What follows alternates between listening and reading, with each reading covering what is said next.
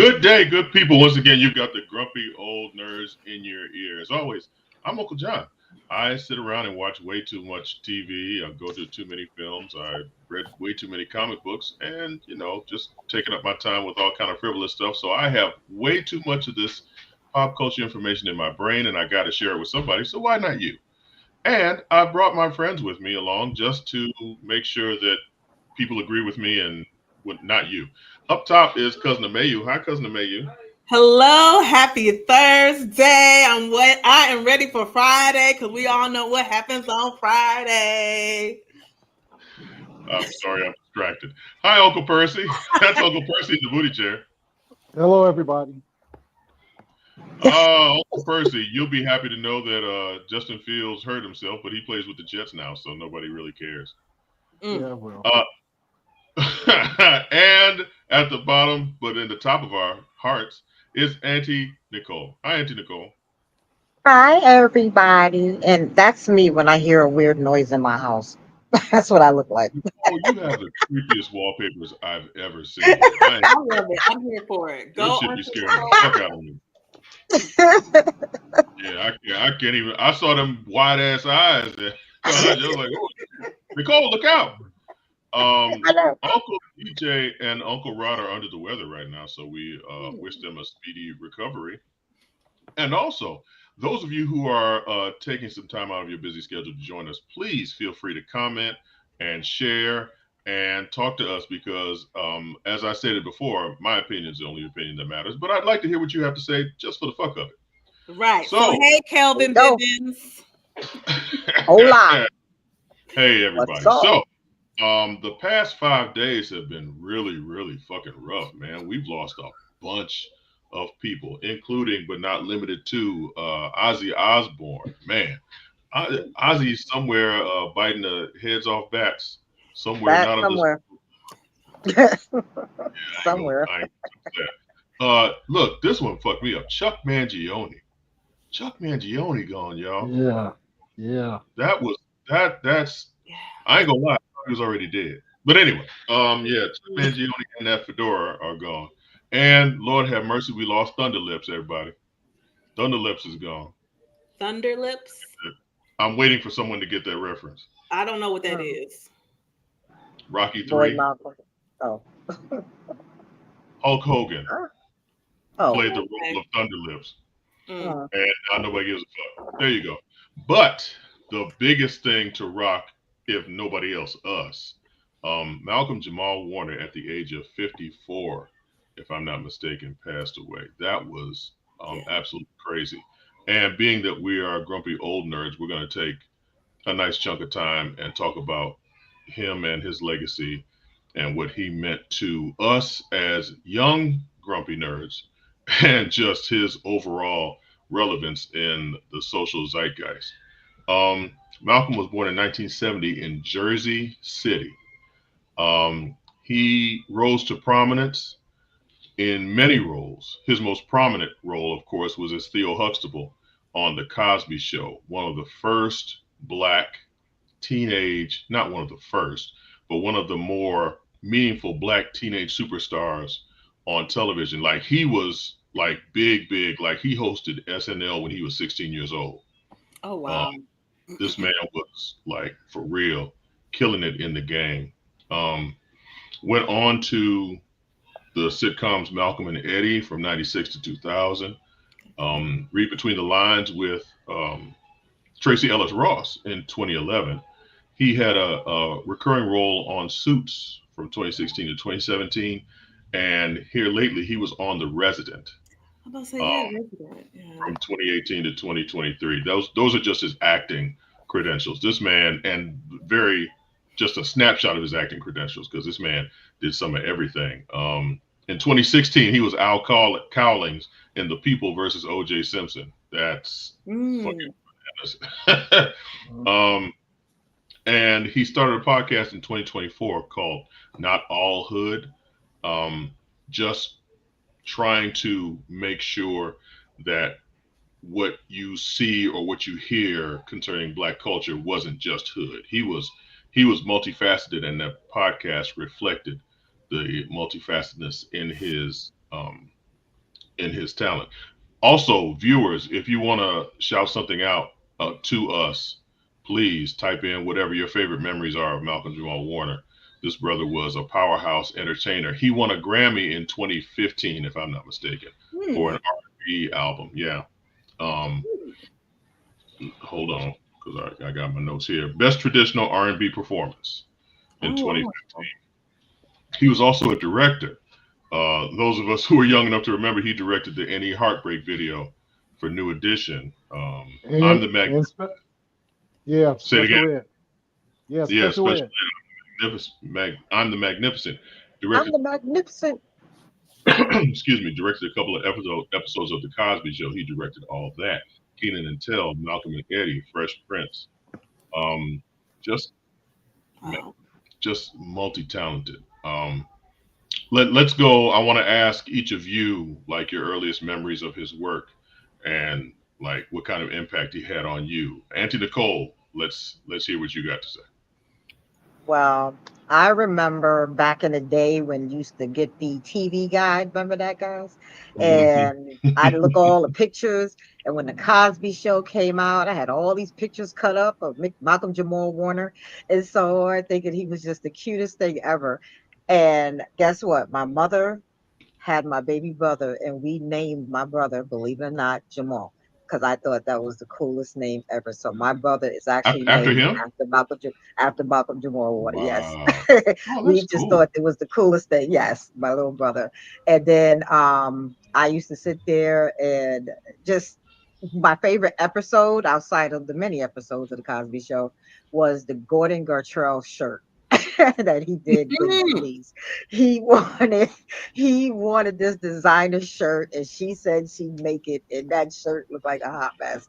But I mean, just thinking back at all of those like innocent moments and stuff, when you're a kid and he's on TV. And I remember we were going to go to an audition call at one of the studios in New York to be on the Cosby Show, but we never got a chance to do it. I don't even know what happened, but at the time I would have been in like I think middle school or something like that, and I literally was bummed that we did not get to go on this show. However, a high school friend of mine ended up on one of the episodes of the Cosby Show, and his name is Troy Wimbush, and we went to school together in high school, and he ended up on an episode, and I just thought that was the coolest thing ever. But oh shit! Wait a minute. So you were a burgeoning actress?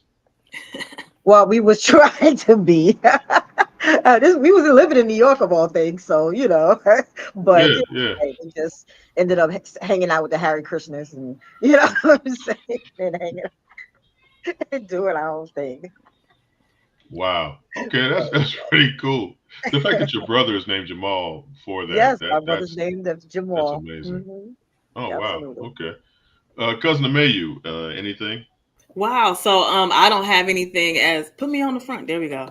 I don't have anything as cool as Auntie Nicole's story, but my first memory of him was on the Cosby Show as Theo. That was everybody's like big brother,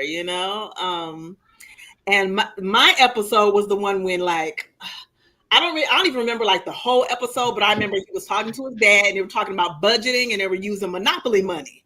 And he was like, okay, I got this. This is like, and I still got this amount of money. And he was like, do you have a girlfriend? He was like, yeah. And he took that little bit of money. And that's great. Yeah. Regardless of how, things went with Mr. Cosby, that show will always be just an amazing pivotal show that I think affected a lot of, up and coming Black folks, just because we were seeing us in a different light, seeing us in a normal light. For some people, that was their normal. I can say that my family, me growing up in a 2-parent household, all that good stuff, we actually would read a book on Sundays. And so like the neighborhood kids, because we was in Detroit, the neighborhood kids would like pick on us and call us the Huxtables, like as an insult, but ultimately it was a good thing because we had like a together family and 5 kids, all that good stuff. But but yeah, he'll always be Theo to me, regardless of all the other shows that he did. That is Theo Huxtable. So rest in peace. Yeah. Yeah, it's funny how back when the show first started in '84, there was such an uproar about the fact that from some factions of black people, and I swear I love my black people, but sometimes we can be so fucking stupid. Our own worst enemy. Um, People were mad. Yeah, people were mad because the reality of having a two-parent household and one being a doctor and one being a lawyer, because they didn't live that, and maybe because their community wasn't that, they wanted to insist that it wasn't real, and it's just so fucking stupid. But Can I I say could just go on one thing about about that too?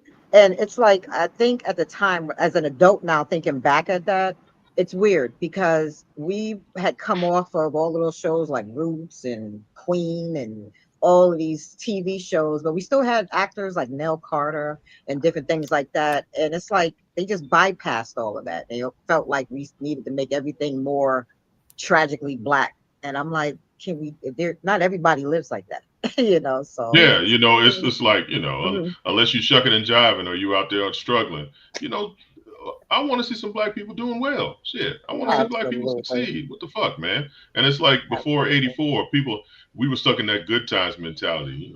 There Ain't we we go. lucky we got them? Come on, man. Absolutely. So, Percy, any thoughts on Malcolm Jamal Warner? So yeah, so my experience with the Cosby Show, I always thought I was Theo. I really did. I always thought I was Theo because the stories they were talking about, they were basically about me, except the one with the earring. I never did that because I knew I was getting my ass kicked. My father found I had an earring, point blank. It wouldn't have been no sitting on the bed and playing that, And how ducking he and kept looking dodging. away. No, yeah, no, I would have been knocked out. But yeah, he will always be Theo. And for me Yeah, personally for me, because like I said, he kind of reminds me of me. The stuff that they talked about, everybody had a cockroach. I didn't have a cockroach, I had a Devlon. You know what I'm saying? There was somebody, and John, there was somebody, the group of us that were together, we was them back in the day. And it was yeah, just, yeah, I'll always remember him like that. So, you know, and then the whole thing, like yeah. you said before, the whole thing with yeah, we was stuck at the time when it came out, yeah, we was in between good times where they living in the ghetto, and then you had the Jeffersons who was rising on up, but they was only a dry cleaner. He had a couple of dry cleaners, so that was the big thing. And now you have a doctor and a lawyer, black living together with 5 kids. Yeah, they just I, I went the whole way. I think that I think that the difference between the Jefferson, why people had such a hard time with the Cosby Show, but were cool with the Jeffersons, is because, and I'm a catch shit for this, I know, but the Jeffersons was a little bit still shucking and jiving to an extent. George was calling white folk honky, and he had Yeah. his little dance, and he. The views of the station do not reflect those of Amanda just said that H word. But I mean, it was still that kind of slapstick type shit, where it was all about who's gonna cuss out who. He's an entrepreneur. He was. No, for real, Wendell. Um, but it was not that level where the Cosby Show played it for laughs. Definitely played it for laughs, but it was like based on real life. It was a very a much more. I don't want to call it higher class. Yeah, I will call it higher class. Fuck it, because Norman Lear didn't give a fuck about us. Let's be honest. The creator of the Jeffersons and Good Times and a whole bunch of those other shows. Norman Lear was exploiting us to a certain extent. And Mr. Cosby, in spite of all of his failings, wanted to make sure that a certain portrayal was put out there on television so that people would look at us in a particular differently than they may have in the past. I mean, it's not it's a difference in taste. I hate when everybody wants to put black media in one pigeonhole. Like Tyler Perry Right. has his place. God bless him. Tyler Perry can do what he wants to do, but we also need a Ryan Coogler. We also need Wesley Snipes. We also need a Spike Lee. We also need, you know what I'm saying? There have to be the different perspectives in order to get a well-rounded view of the black experience. And speaking of the black experience, or lack thereof, hi Uncle DJ. Wow. I'm gonna let my boy speak. I'm gonna let my boy speak for me. Come on, talk to him.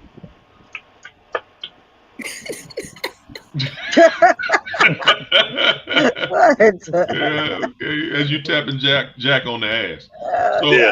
Uncle DJ, No, no. I listened to all of y'all, and I think everybody was on point. I mean the Garden Gartrell, the Monopoly money, uh, all of that. I think a lot of people their favorite was the grandparents' birthday, but for me, it was Theo trying to explain why he's just a C student, and just if mm-hmm. I can't if I can't be an A student, you should just love me for who I am. He was like, that's the dumbest shit I ever heard in my life. You just don't Right, want to because try harder. after Theo, gave that whole long ass I mean, monologue, and audience clap. audience It was applauded. emotional. The Nobody audience had said, "Shut clapped. your dumb ass up." Get that but bullshit out of here. And that but you was know what? that was the real part for me. It was like, okay, that's keeping it real. Hmm. But when he was in high Yes, school, they found out before he went to high Like you school. could have you dyslexic. Yeah, But before he went into high school, they realized he was dyslexic. yeah. Remember that whole episode? And that changed the whole attitude of the whole thing of why he was a C average student because Right. they didn't know he was so dyslexic. Yeah. Go ahead, DJ. yeah, Uh oh. Apparently, Lose 'em? Yeah, get off that DJ's phone. internet is being controlled by Donald Trump. oh, see, Thank God Paramount doesn't doesn't sponsor us. There was an element of explanation, but the overall theme of the Jeffersons was bootstrap success. That's true, but it was slapstick. It was George cussing out the white well, man everywhere. yeah, it was. Are you trying not to say it was step and fetch it? I think I did, but I'll say it. It was a little stepping and It quite a was bit a of it was a little step in. I mean, come on, you know, Yeah. Well, George, see, as that's all we had back then was between the two of either exactly, that and or the seriousness of roots and things like that. That was no, no, going no, to that's absolutely, why the right, Cosby absolutely. Show was important. Absolutely. right, Yeah, absolutely, yeah.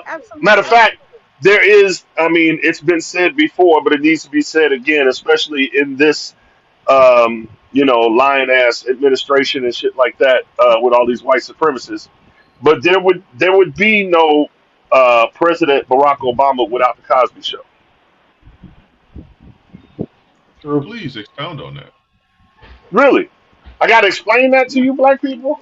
I'm the lightest Uh, motherfucker on here. maybe. Okay, all right.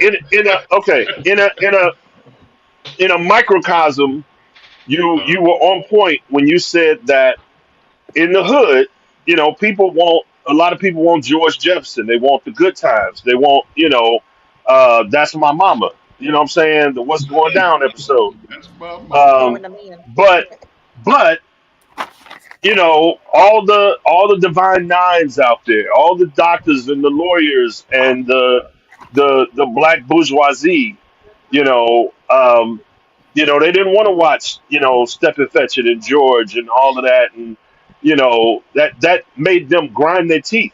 But when they saw, the Huxtables, and this is their family, this is what we don't see. We only see it in the Chicago Defender when they put, the societal papers or whatever, or we don't know these people have actual houses in the Hamptons and shit, and this is how they roll.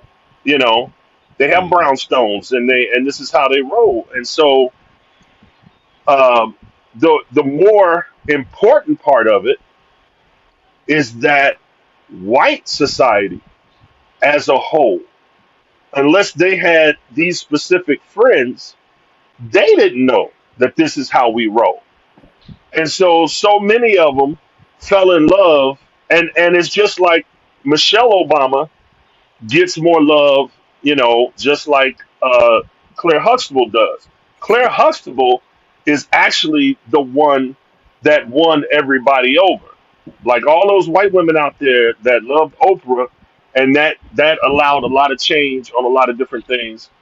Um, Claire Huxtable won over a lot of white women, and therefore, that kind of like brought them into the family, and they were more accepting, and they're like, oh shoot, no, there's so many Claire Huxtables out there, and Dr. Huxtables, and blah blah blah, and this is great, and so when Michelle and Barack showed up on the scene, they were like, oh, it's Claire, and it's Dr. Huxtable. I can vote for them. I can see myself voting for them.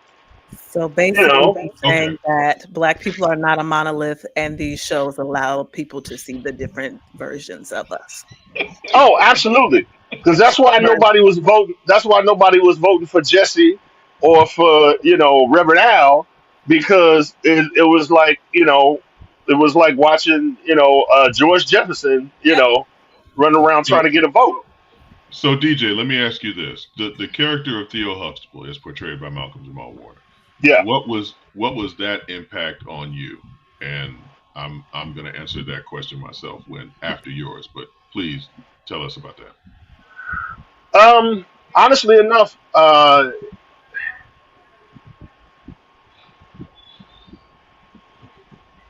couldn't relate.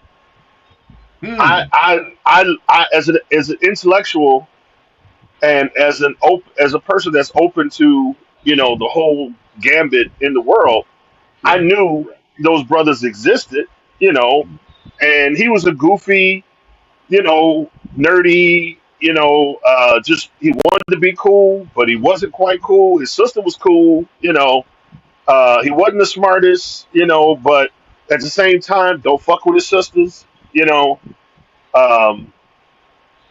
that whole family dynamic and stuff. That was outside of my, my growing up, I feel you. But I can respect it. I can respect it. I think that my relationship to the character was like Percy said, that was me. That was right. Like, yeah. See, I wasn't in the gutter. I wasn't hard by any stretch of the imagination. Right. And I knew a couple things, and I could relate more to I was in a fucking debutante ball when I was 16 and 17. So I could relate to that more than I could relate to Good Times of the Jeffersons. And I think, like you said, it was important that portrayal was put out there. And then for Malcolm Jamal Warner to graduate from that unto all the other accolades that he that were showered upon him, and all the other roles. And it's what year was this? What was this? Like around that time, like we're like while we were teenagers, they were about our same age, Theo and Denise and them. So I could debuted in '84.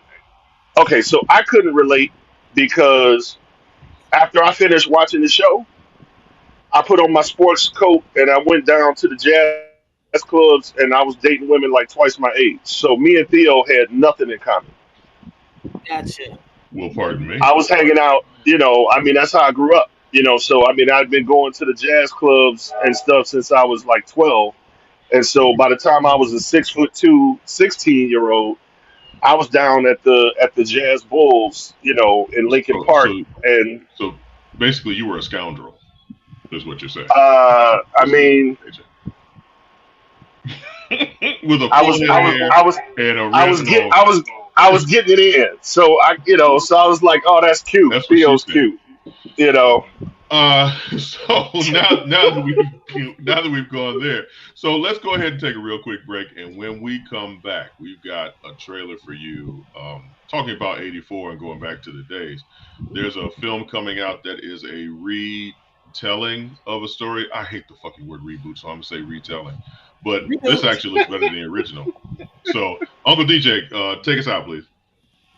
After these messages, we'll be right back.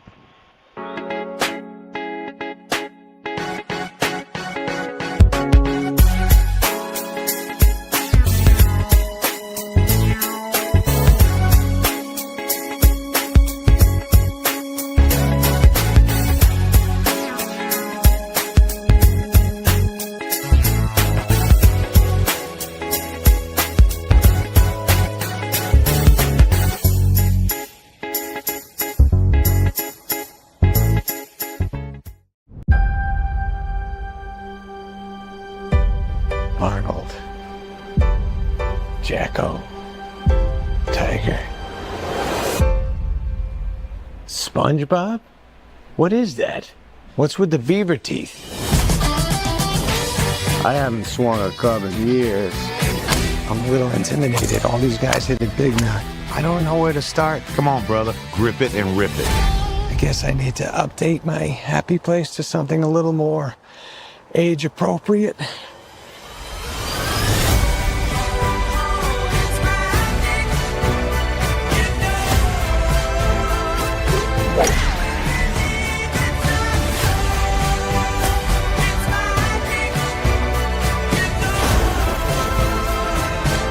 Mr. Gilmore? Holy We're not done with golf. Let them see the happy I fell in love with. yeah. Let's go.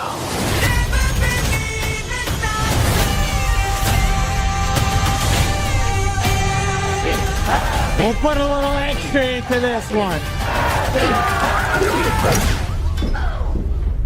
I am so sorry.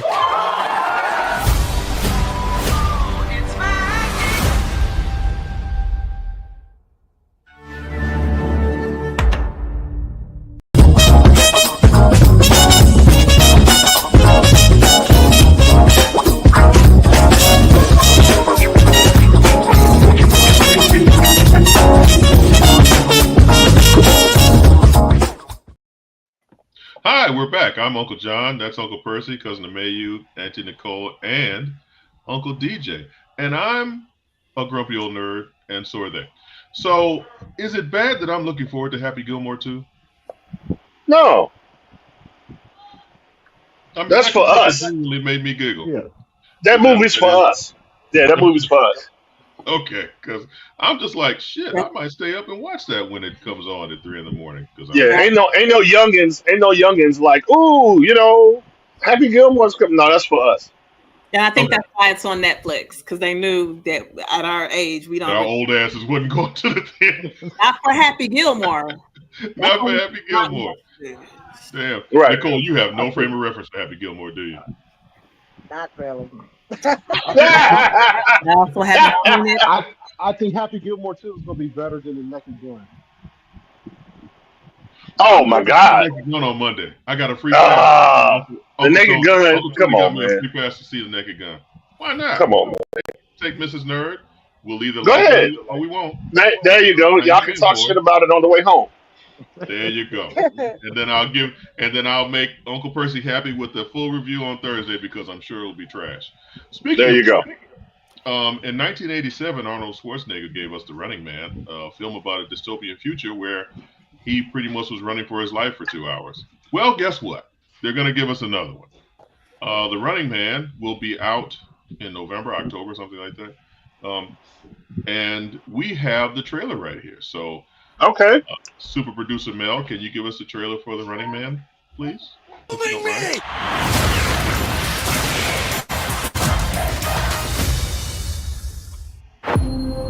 Ben Richards, 35, married, 1 child, in medical crisis. We need money for a doctor now. Ben, watch yourself. Employment status, blacklisted. But there's still a way out for you. It's the biggest show in the country. Bloodlust is our birthright! Set it free! Welcome to The Running Man! People on these games never come back. I'm not trying to get myself killed, so kiss my ass twice. Right there is why you can win this game. The rules are simple. Survive 30 days, with the entire nation hunting you down. And get your family out of Slumside for good. I'm gonna come back here and burn this building down. I promise. That's the spirit. This is America, goddammit! And we don't put up with no bullshit! Yes! Hunt him down!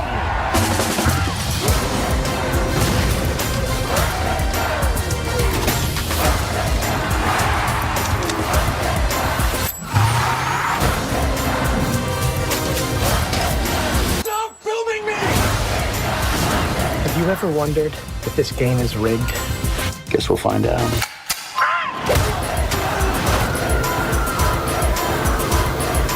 You might be moving up too fast. Hey, buddy. You're on Freebie.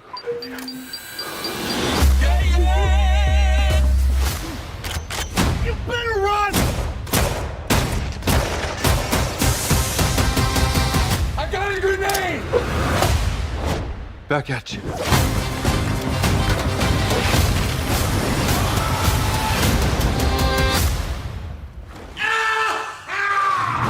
I'm still here, you shit eaters.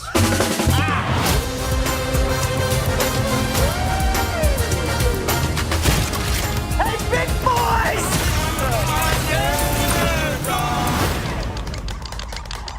Are you crazy?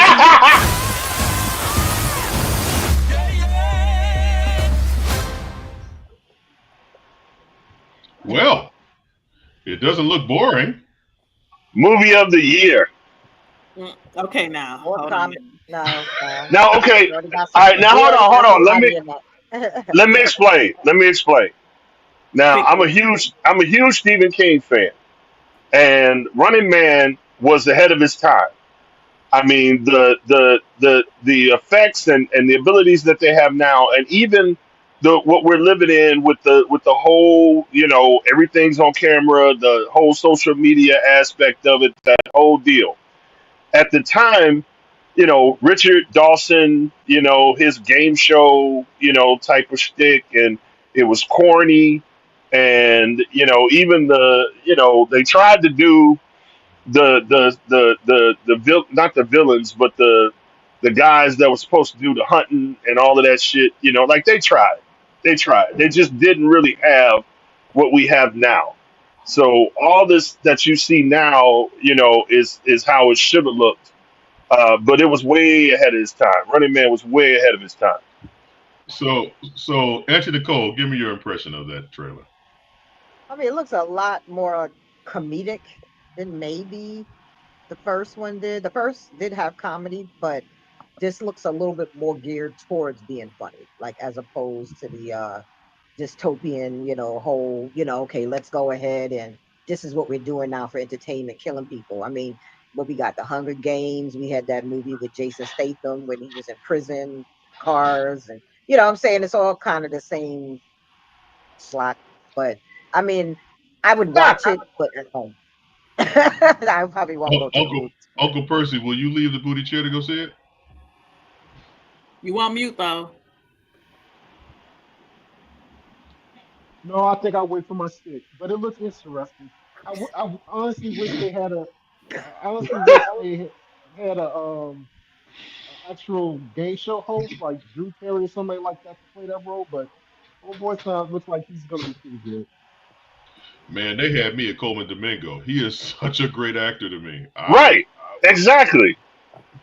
I would like you said in the original one you have Richard Dawson who was beloved as like a number one Oh, game absolutely. show host. Absolutely. I would it would have been nice if they could have found somebody, even Wayne Brady shit. I'm just Wait a saying minute. Give somebody. Coleman a chance. Wait. You ain't even seen it yet. No, I'm not saying he's not gonna be good. I'm just saying it would have been nice. That's all I'm saying. It would have been nice to have an actual game show. Not no damn Steve Harvey, but I was about to know what I'm say. saying? Man, listen. Yeah, give me Yeah, Wayne Brady from Dave Chappelle show. Give me that Wayne Brady. Yeah. Yeah. Amelia, what do you think? Okay, so I'm glad I waited to watch this trailer because I really enjoyed it. Like John said, Coleman Domingo, that's like my guy now. So I mean, he's not my guy because he that guy, but he's still my guy. But I also think Wayne Brady would have done a good job in that role too. I agree. Yeah, I like it. I like the spin on it. I like the fact that it's not surviving 2 hours. Now it's 30 days and it's out in the wild and all that good stuff. So I want to go see that. Yeah, I see that. It looks completely unhinged to me. I like it. Definitely. They got this crazy looking guy. I forget it. Glenn Powell. Glenn Powell playing the man who's running. I think I'm not going on a limb. I think this could be better than the Arnold Schwarzenegger one. To be very honest, Absolutely, that's what I'm saying. Yeah. Because of the world that we live in now. No, I'm agreeing with you, DJ. The world that we live Not in now. just that, but the whole premise behind it is, like if you think back, they were in prison and was like, okay, here's your opportunity to get out of prison and live, happily ever after, and some, sorry, my bad. Uh, someplace, you know, someplace out in the tropics or whatever, happily ever after, that type of deal. But the premise of it, like back then, our society wasn't like, oh, there's no way, we're gonna have a prison game show. Yeah. But shit, I think we're a few years away from it now. You know what? Don't be surprised if within the next year or two that there is The not way reality TV is going, there's some Asian prison game show on Netflix. Hey, it might already be on there. Well, after seeing that movie with Jason Statham, I wouldn't be surprised to have prisoners fighting for their freedom. So I just finished watching what's the name of the show? Alice in Borderlands. And yeah. Oh, so hey, you kind of loud. You a little loud over there. But okay, so May, you've seen seasons 1 and 2 in the completion, right? Yes. Since this is kind of a natural segue from Running Man. Yeah. First of all, what is it with these Asian shows with these games? Every fucking show has a life or death game where people are getting their heads blown off if they. And they're all young. You ever notice that? All young and fit. Ain't no fat people. Everybody's young. Oh no, the game well, will be that's over quick. I don't know. I don't know if you paid attention. Actually, a great series. I actually love that series. I don't know if you paid attention to Asian culture for like decades now. Game shows, like crazy fucking game shows, has been their thing for the longest time. Think about it. They have like Battle Royale, for instance. You ever watch? I mean, it's always like school age kids. You know what I'm saying? It's like they're always killing that. So for the audience, those of you unfamiliar, Alice in Borderland is a show on Netflix where it follows a young man, and I'm not going to say any character's name because I don't remember that shit. Who? Arisu. Whatever. So God bless you. God bless you. So these characters are transported by some mysterious force to somewhere, and they have to play these games, and they're trying to collect cards. Like the first season, you had to collect all of the numbered cards from the 4 different I don't want to say decks, but 4 heart, aces, clubs, and spades. Yeah, thanks. Suits. Thank you. 4 different suits. And then the second season was you had to collect the face cards, king, queen, and jack. And when I tell you, it was a huge tonal shift from season 1 to season 2. Would you agree, Mayu? Yes, and Nicole, because the first season was more of a psychological thriller. It was more psychological games, but the second season was just like everybody's getting their fucking heads blown off. It was it's like that shit crazy. And literally and quite literally getting their heads blown. Yes. Like the first episode of season 2, somebody's in front of the screen, they're looking at you now, bow, and it's just like that. Brain matter everywhere. But it's just that's something I would really like to find out. Like, why is it that these type of movies seem to be what's big, like in the Asian cultures? Because, for instance, when you watch, DJ just told you it's that those type of games are part of their culture. Those game shows are like for real. But it seems like it's like they're not geared to old people. They're not they're geared towards just like either high school age or like just maybe even college. Think about it. In season 2, they basically played a game of tag, and ain't no old people gonna be. No, I get it. Playing a damn game of tag. His knees ain't no good no more. Well, that too. But it's just, oh my gosh. Oh, and the second season, there's one character for a whole episode who walks around naked, butt ass booty naked. I was like, what the fuck is going on here? Yeah, it's you know. But my issue with these Asian shows like this are that when it's not action and they have to talk, I get distracted by because I'm trying to watch them and read what they're saying, and I'm watching their mouths move, and their mouths aren't moving to what they're saying. Well, you don't have to watch it dub. You could just, watch it. If I hear that, that's gonna fuck me up even more. You know what I'm saying? Well, that's why they didn't do Squid Games in such that way, because they said that just regardless of what they did, they could not get the audio to be exactly kind of like how they wanted it. So that's why they left it the way they did. That's why a lot of these movies now are no longer being English dubbed.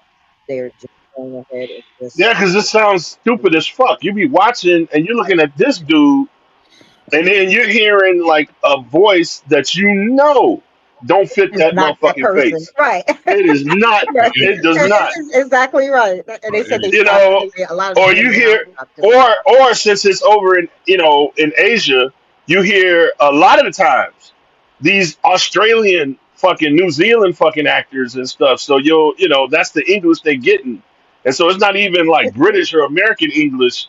It's the oi, blah blah blah blah blah, oi, and it's like what the fuck, you know, like come on. So Nicole and Amayu, what rating would you give Alice in Borderland? Is it something you'd recommend? Absolutely, I would. I'm about to I say enjoy those type shit. of movies. I do.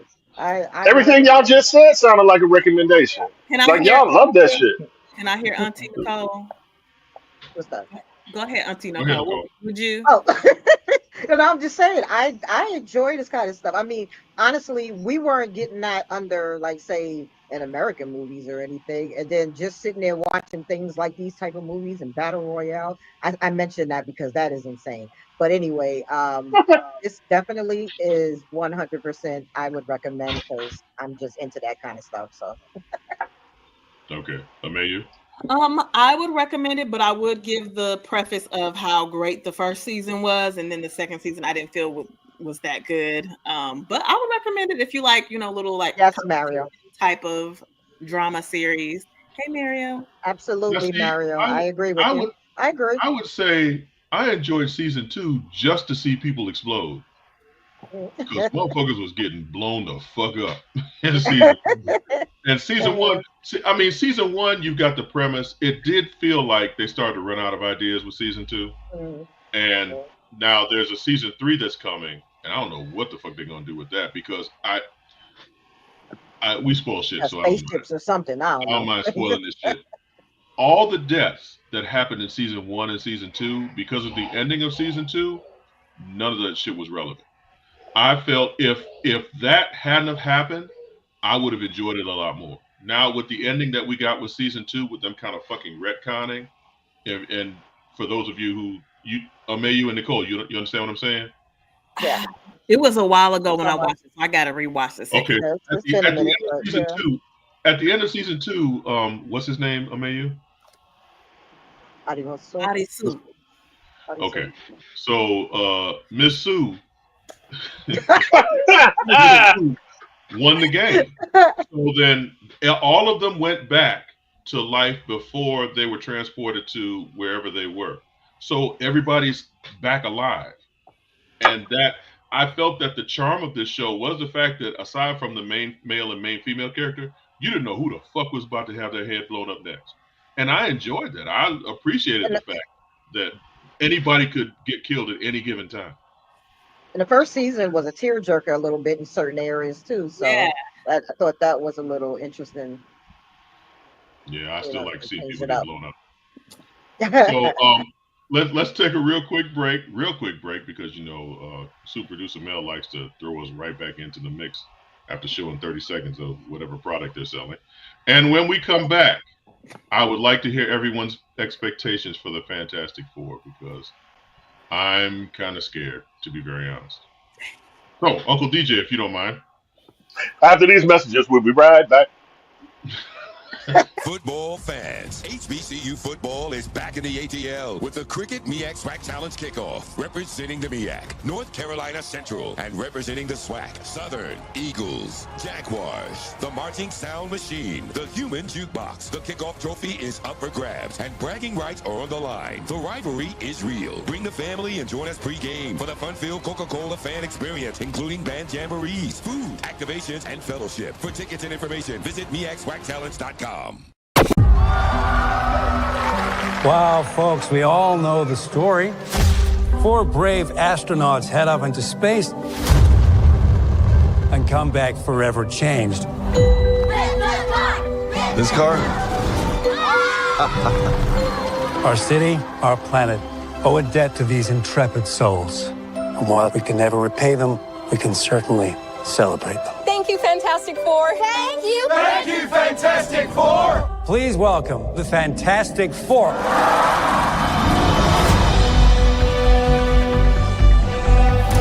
Herbie, how's that sauce looking?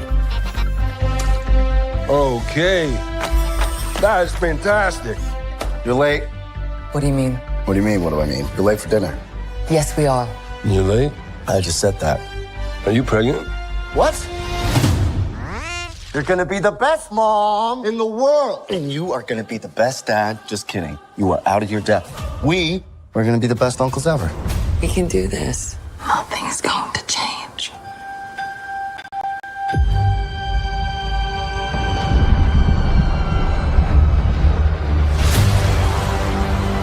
Are you the protectors of this world? Yes, we are. Your planet is now marked for death.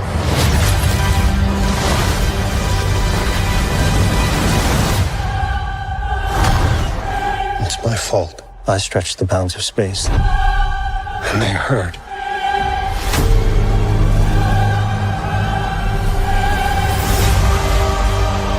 Are we safe? I don't know. There's not enough time. I'm not giving up. We will face this together. We will fight it together. As a family.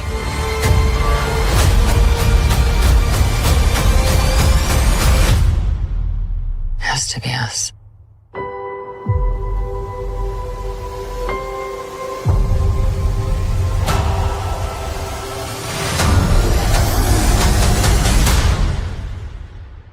We will protect you.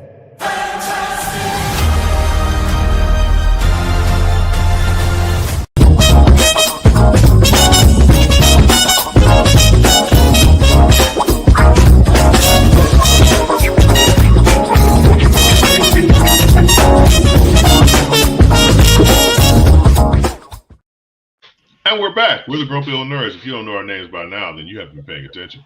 So, Fantastic Four actually is showing now somewhere in any particular theater. And I'm a little worried. I ain't gonna lie. But I'm gonna let you all talk about it first, and then we'll get into it. Uncle Percy, what you think? What are your expectations? So, well, I've been trolling the internet. So, the one who's been, while we saw it, basically said it's pretty good. So, I'm gonna go with them and say I think it's gonna be better than Superman. I'm just gonna put it out there. Oh shit! I think it's gonna be better than Superman. I really hope that Marvel is going to.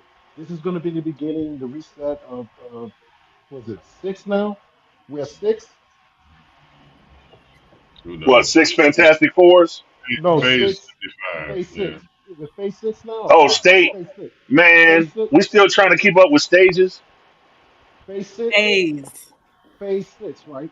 Phases, stages, ages. What the fuck?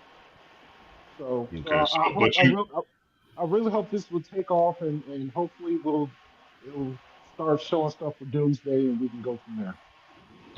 Okay. Amelia? I'm very hopeful, although when I initially saw it, I was mad that, we didn't get to be one of the Fantastic Four.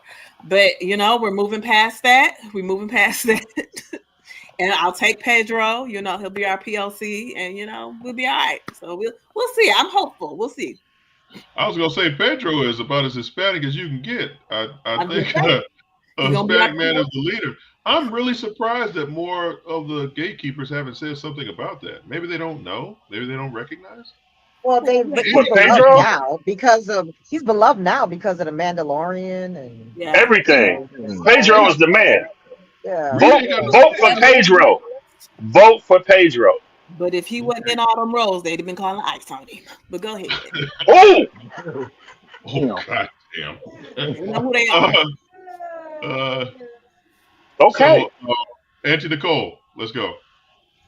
Wow. I don't have much to say because even though they're interesting, I really have never been a Fantastic Four fan. So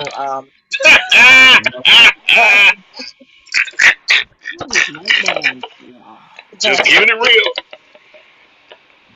So Nicole, you're excited. Internally. She said internally. Okay, DJ. So I think you agree with Mario that Sue Storm isn't the most attractive woman they could have found. Come on, it's not that. I mean, you know, I have other choices, but whoever did her hair and makeup and all that shit, you know, just kind of swing and a miss. God damn. So okay, my trepidation for this film is that everything we've seen, and I think I've said this before, everything we've seen seems like all happy and, you know, everyone loves the Fantastic Four, and then the Fantastic Four are the greatest, and the Fantastic Four always save us. Some of that was alleviated with that second trailer, like Mario said, where they're asking, apparently, and I hate that they spoiled this plot point. Me too. But apparently Galactus wants Franklin Richards, Sue and Reed's son, and they said no, so they're going to have to protect Earth from whatever Galactus wants to, Galactus wants to eat us, if you know what I mean. So they're going to have to save us from being eaten. And that, wait. I hate to spoil that. Go ahead. But, I mean, it is what it is. I enjoyed Superman. I've still got goodwill from that, so hopefully Fantastic Four doesn't disappoint. I am going to see this fucking film this weekend, so we will be sure to have a review on Thursday. What you want to say, DJ? I was just gonna say, I hope they don't just crib notes from the Incredibles and have the baby save the day and shit. I saw on social media this person had the nerve to post. And I wish I would have taken a screenshot of this. This person had the nerve to post that the Fantastic Four is just an Incredibles ripoff. I was like, they didn't let anybody say anything in the fucking internet these days. And you don't think there's a little truth to that? Well, the Fantastic Four is longer than the Incredibles. I'm not talking about. Hold on. I'm not talking about the source material as far as the original. You know how many generations they've been around. I'm talking about the storyline that they, you know, adapted from the Incredibles. Like the Incredibles was fan-fucking-tastic, no pun intended. And they were like, oh, let's put some of that in here. Let's sprinkle a little bit of that. No. Yeah. Wait till you see it. Wait till you see it. No, wait till you see it. Watch The Incredibles again, and then tell me if there aren't some parallels. The fact that the Fantastic Four came decades before The Incredibles means that whatever The Incredibles... I said that. Or the Fantastic Four... I said that, but I'm saying this movie... Stealing it back. They just... They're using what they've already done. If the baby, like, you know, has some powers and shit that saves the day, you know, comes through and saves the day just like the Incredibles movie. Okay, I know you're talking about chicken and the egg, and fuck you too, Mario. But, you know, I'm just saying. Yeah. No. Whatever, man. Whatever, man. You want some more light skin shit right now, so. Oh my gosh. Woo-hoo! So anyway, before Mel starts playing that whack ass music, Uncle Percy, what you got for us on the way out the door? Man. I haven't been watching anything. I've been busy all week. I haven't really had time to watch anything. Or did I post something? Did I post something? Shit, I don't Wow. remember. Retirement must be awesome. It is. It is. I'm not even close to retirement, and I know it is. I see his life, and he's living the fucking life right now. So Uncle Percy, okay. I don't remember. I'm trying to think. What have I watched anything? Oh, no, I didn't watch that. Ooh. Okay, we'll come back. Mayu, Yeah. what you got for us on the way out the door? Okay, so Alice in Borderland, we're on that. That's coming back. I saw that they are actually in production for All of Us Are Dead season 2, which we've been waiting for. I know you didn't like it, Uncle John, but I loved it, and I'm excited to see what season 2 is all about I whenever have it no comes idea what out. you're talking about. I've never seen that show, so. It was But you great. know I what? loved it. You're a hater. Because you mentioned it, I'll check it out. Cousin Nicole, Auntie Nicole, what you got? Not a damn thing, but See, Mario loved All of Us Are Dead too. See. Oh, okay. Well, yeah, because Mario is Hey. inside. We love you, Mario. Thanks for watching. Uncle DJ, what you got for us? In all the hubbub, Chuck Mangione, rest in peace. I mean, he's not going to get as much as well. There's a lot of people giving him his flowers. Matter of fact, there's a ton of people that have shouted him out because growing up in the days of Herb Albert, Rise, and Chuck Mangione's Feel So Good. I mean, everybody and their mama, was on that. So just making sure he doesn't get overshadowed, with all this other stuff going on. But no love for Thunder Lips passing. Who? No love for Thunder Lips. I don't even know who the fuck that is. But anyway, but being that this is a Thursday, I did see a post that I had to repost, and I'm saying it now. The last Thursday of the year that is non-NFL related. Hall of Fame game next Thursday, and then every Thursday after that is football related. So NFL is back, baby. Is a Hall of Fame game next Thursday? Oh shit. 31st. Let's go. And then after that is preseason. Let's go. Okay. Please don't forget Eyes of Wakanda. Marvel is trying to, not Marvel, but Disney Plus is trying to fuck with us because they moved up the release date for Eyes of Wakanda.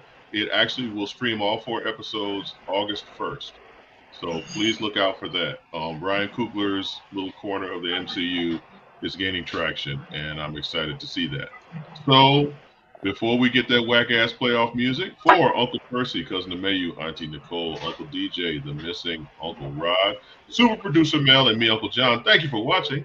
We're here every Thursday, kind of, sort of, at 8:30, kind of, sort of. So if you enjoyed it now, you'll enjoy it next week as well. Night night.